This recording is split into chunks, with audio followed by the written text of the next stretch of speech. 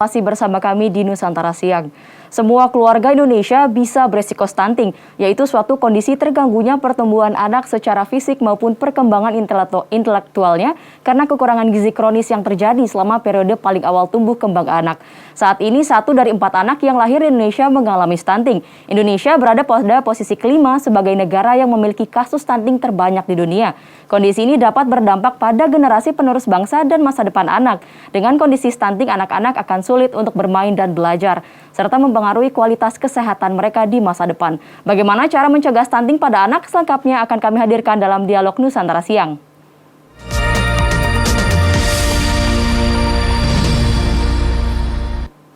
Ya pemirsa, saat ini sudah bergabung dengan kami Dr.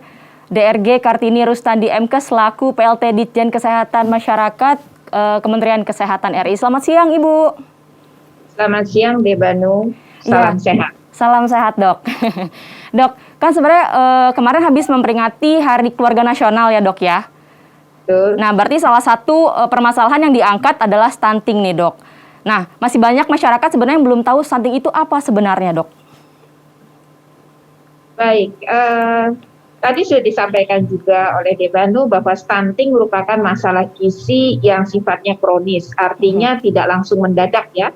Sudah lama dan ditandai dengan gagalnya seorang anak untuk tumbuh dan berkembang secara optimal akibat kekurangan gizi secara terus-menerus. Gitu. Akibatnya apa? Jadi pertumbuhannya terhambat, baik pertumbuhan dan perkembangannya, tingginya, berat badannya, juga termasuk dengan kemampuannya, ya, kognitifnya, arti cara berpikirnya, pergerakannya dan sebagainya. Oke, apakah stunting ini, maaf ya Dok, bisa disamakan dengan kerdil atau berbeda Dok? Seringkali orang melihatnya sebagai kerdil karena memang pertumbuhan dan perkembangannya tidak sama dengan anak-anak seumurnya. Jadi dia kelihatan lebih kecil daripada teman-teman seumurnya. Berarti sebetulnya tidak ya Dok ya, hanya pertumbuhannya saja yang sedikit melambat atau berbeda dari yang lainnya. Orang menyamakannya dengan kerdil. Oke. Lalu apa sebenarnya penyebab terjadinya stunting itu Dok? Tadi dikatakan bahwa penyebab stunting itu sebetulnya stunting itu kan satu pertumbuhan yang terus-menerus ya, dan biasanya dimulai sejak ketika seorang ibu itu hamil. Ketika ibu itu hamil, ibu itu kurang asupan makanannya, maka janinnya juga akan kurang asupan makanannya. Ibu itu hamil masih menderita anemia atau kurang darah, biasanya di masyarakat lebih kenal itu, atau ibu ini sakit terus-menerus yang menyebabkan terganggu kesehatannya sehingga dia tidak bisa memberikan asupan makanan kepada bayinya, sehingga menghambat pertumbuhan janinnya. Ya, sehingga pada waktu lahir biasanya bayinya berat badannya kurang dari 2.500 gram, panjangnya kurang dari 48 cm. Ya. Dan kalau dia sudah lahir biasanya bayinya itu juga atau kurang asupan makanan. Ya, jadi misalnya bayinya itu tidak mendapat ASI yang cukup, kemudian juga ibunya tidak makan dengan baik, sehingga pada waktu ibu itu memberikan ASI-nya tidak terlalu banyak. ASI-nya kurang begitu ya. Nah, itu salah satu penyebab stunting yang memang terjadi biasanya di 1000 hari pertama kehidupan.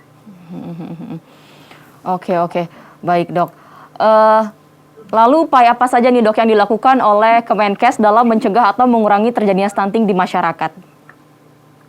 Kita harus tahu dulu pertumbuhan dan perkembangan janin itu tanggung jawab dari orang tua, karena tidak mungkin janin itu dihidupi oleh orang lain ya. Jadi ketika seseorang akan menikah, seseorang akan hamil, seharusnya dia memperhatikan kesehatannya. Ya. Jadi mulai dari anak remaja, calon pengantin harus memastikan dirinya dalam kondisi sehat. Kita tahu 50% remaja putri kita anemia. Padahal mereka adalah calon ibu. Nah, kenapa? Anak-anak kita juga banyak yang kurang makan sayur dan buah. Oke. Nah, pola makannya banyak sekali makanan gula yang tinggi gula, garam, dan lemak. Nah, ini perlu diperbaiki ketika akan hamil gitu ya. Atau jangan nanti mau hamil, dari sekarang harusnya sudah memperbaiki diri ya. Nah, sehingga dia siap menjadi seorang ibu. Ketika dia hamil, maka dia menjaga kesehatannya dengan makan yang gizi seimbang, kemudian juga menjaga agar dia tidak terkena penyakit, sehingga dia bisa melahirkan bayi yang sehat. Setelah anak itu sehat, tentunya dia juga lahir tentu harus diberi ASI. Air susu ibu yang merupakan makanan terbaik bagi bayi yang tentu diberikan secara eksklusif. Minimal 6 bulan, kalau bisa lebih dari 9 bulan. Ya. Nah, pada waktu memberi ASI, ibunya harus makan yang cukup juga. Ini adalah upaya-upaya yang harus dilakukan oleh seseorang yang ingin memiliki anak yang sehat. Nah, untuk itu pemerintah mengingatkan ya, Kementerian Kesehatan bersama-sama dengan BKKBN, NGO, organisasi profesi seperti IBI, IDAI, mengingatkan, hai anak-anak remaja, harusnya dalam keadaan sehat. Itulah ada program namanya Upaya Kesehatan Sekolah, ya, yang mengingatkan bagaimana hidup sehat. Ada juga bagaimana puskesmas peduli remaja. Ya. Kemudian ada program yang namanya calon pengantin. Bagaimana kita mengingatkan calon pengantin untuk memeriksakan kesehatannya, untuk memastikan bahwa mereka siap untuk hamil, mereka tahu apa itu keluarga berencana. Ya. Ketika dia hamil, maka pemerintah memiliki program yang namanya program P4K, program memeriksakan kehamilan di posyandu, di puskesmas, di puskesmas, agar ibu-ibu itu selalu memeriksakan kehamilannya dengan baik. Karena di sanalah ibu-ibu ini akan dilihat bagaimana pertumbuhan perkembangan janinnya, ibunya ada sakit atau tidak, kurang energi protein atau tidak, perlu pengobatan atau tidak, gitu ya. Nah, setelah nanti dia melahirkan dengan di fasilitas pelayanan untuk keselamatannya harus dilakukan, diajar bagaimana inisiasi menyusui dini. Diajar juga bagaimana kita punya program ASI eksklusif untuk semua anak-anak yang lahir. Kemudian setelah itu sampai dia umur 1-2 tahun, bagaimana dia diimunisasi untuk mencegah, bagaimana ditimbang di posyandu. Ini adalah upaya-upaya dari pemerintah mengingatkan semua orang tua yang memiliki anak, yang akan memiliki anak untuk memperhatikan kesehatannya agar anak-anak yang lahir adalah anak-anak yang sehat. Ibu-ibunya juga sehat. Oke, baik Dok. Jadi itu upayanya cukup banyak dan kita bersama-sama, bukan hanya dari Kementerian Kesehatan saja, tetapi bersama-sama. Sebagai contoh saat ini kita bersama-sama dengan BKKBN dari sisi kesehatan bagaimana pendampingan terhadap masalah medisnya. Sedangkan dari sisi Kementerian Agama, dari BKKBN, bagaimana pendampingan agar mereka paham apa yang harus dilakukan sebagai calon pengantin, sebagai calon ibu, begitu. Oke, baik Dok. Berarti ASI itu memang sangat penting ya Dok untuk perkembangan anak-anak ya Dok ya. Karena bagaimana jika misalkan seorang ibu itu tidak bisa memberikan ASI-nya secara langsung, Dok? Apakah akan meningkatkan kemungkinan stunting terhadap anak atau seperti apa, Dok? Tuhan sudah menciptakan seorang ibu, kalau dia mau melahirkan, dia akan diberi air susu ibu melalui payudaranya. Ya. Tentu sebagai seorang calon ibu, dia harus mengupayakan agar dia sehat. Kalau dia sehat, dia bisa memberikan ASI dengan baik. Karena Tuhan memberikan yang terbaik untuk manusia. Ya. Nah, kalau dibilang ibu itu tidak bisa memberikan ASI, mengapa? Ya. Kalau misalnya hambatan dia bekerja, sekarang ini sudah banyak upaya bagaimana ibu itu bisa memerah ASI, menyimpannya, kemudian memberikan kepada bayinya. Nah, Jadi tidak ada lagi alasan.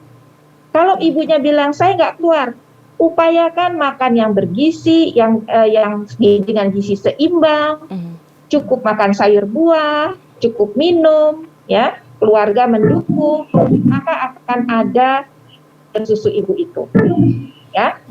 Kecuali kalau memang ibu itu misalnya sakit, tidak bisa memberikan, barulah diberikan susu formula. Tetapi ini pun sangat terbatas, karena setahu saya Tuhan masih memberikan yang terbaik dulu untuk kita semua. Oke. Baik dok, untuk sejauh ini dok, rasio yang terjadi stunting di Indonesia ini angkanya cukup tinggi atau tidak dok, dibandingkan dengan negara-negara lain dok? Tadi sudah disampaikan bahwa memang cukup banyak, tetapi artinya kalau kita terus melihat upaya kita dari sisi data, memang anak-anak kita banyak yang relatif lebih pendek, ya. Tetapi upaya mengejar itu bisa kita lakukan, ya. Karena sebelum usia 2 tahun kita masih bisa mengejar, lakukan pencegahan stunting di 1000 hari pertama kehidupan. Ya, makanya kita paksakan calon pengantin, para ibu hamil, ya, itu harus mendapat perhatian. Demikian juga dengan anak-anak di bawah 2 tahun itu harus mendapat perhatian, ya, dengan baik. Nah, kalau sudah lewat dari 2 tahun, maka kita lakukan stimulasi agar itu anak-anak itu bisa mendekati kondisi anak-anak yang normal, secepat mungkin. Berarti sebenarnya kondisi stunting ini dikatakan tidak permanen ya dok ya, dan bisa disembuhkan ya dok ya? Kalau masih dalam 1000 hari pertama masih memungkinkan, tapi kalau sudah lewat 2 tahun tentu tidak terlalu bisa, masih ada yang permanen, tapi ada juga yang bisa distimulasi, tapi tidak bisa terlalu banyak. Oke, baik dok. Lalu sejauh ini kendala apa saja nih dok yang dihadapi oleh Kemenkes dalam memberantas stunting di Indonesia? Kalau saya tidak bilang kendala, tetapi tantangan. Ya, tantangan pemahaman masyarakat.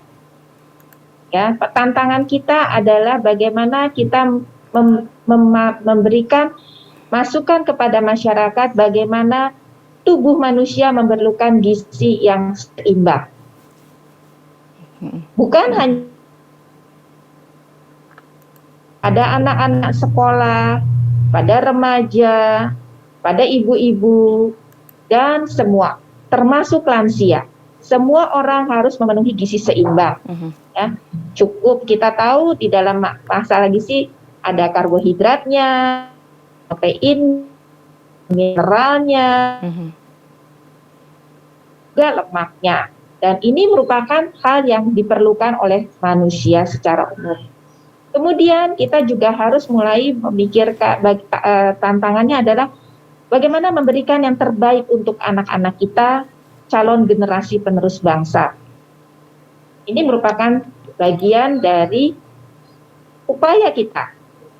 Bagaimana anak-anak itu harus mendapatkan makanan yang bergizi, anak itu perlu diperhatikan tumbuh kembangnya. Nah, ini juga menjadi PR kita. Oke, baik dok.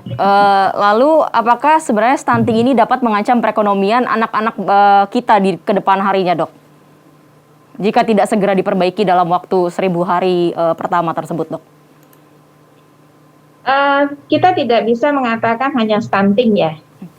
Karena kalau kita mau mendapatkan satu generasi tentu kesehatannya, pendidikannya harus juga mendapat perhatian. Kalau dia sehat tapi tidak mendapat pendidikan, dia juga cukup sulit untuk bersaing nanti di kemudian hari. Ya, sehingga kalau kita lihat tentu semuanya ini harus kita perlihat dari segi kesehatan, dari segi ekonomi, dari segi pendidikan, dan juga pendukung-pendukung lainnya. Kalau kita lihat bahwa masalah stunting, 30% memang disebabkan oleh masalah-masalah yang terkait dengan spesifik, misalnya kurang makan, perbaikan kesehatan, ya. Tapi 70% itu disebabkan karena faktor-faktor sensitif. Misalnya ketersediaan air bersih, ketersediaan pangan, ya. Dan ini juga akan berpengaruh kepada kondisi stunting ini, pendidikan dari orang tuanya, dan ini juga pastinya akan mempengaruhi juga generasi yang akan datang. Tentu apakah kita siap menjadikan generasi ini generasi yang siap bersaing atau generasi yang tidak siap bersaing. Oke, baik dok. Pertanyaan terakhir ya dok, himbauan apa yang akan dokter berikan kepada masyarakat, khususnya ibu hamil dan menyusui, agar anak mereka dapat terhindar dari resiko stunting, dok?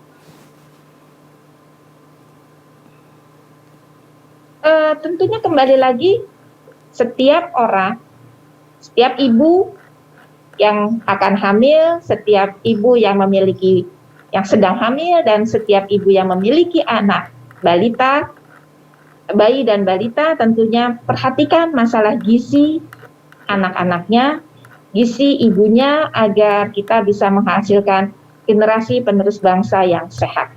Oke, baik. Terima kasih Dokter Kartini atas waktunya untuk hari ini, dok. Sudah menyempatkan di waktunya yang sibuk hari ini. Terima kasih atas pembelajaran yang diberikan hari ini, dok. Salam sehat. Ya pemirsa, tetaplah bersama kami di Nusantara Siang, akan segera kembali usai jeda.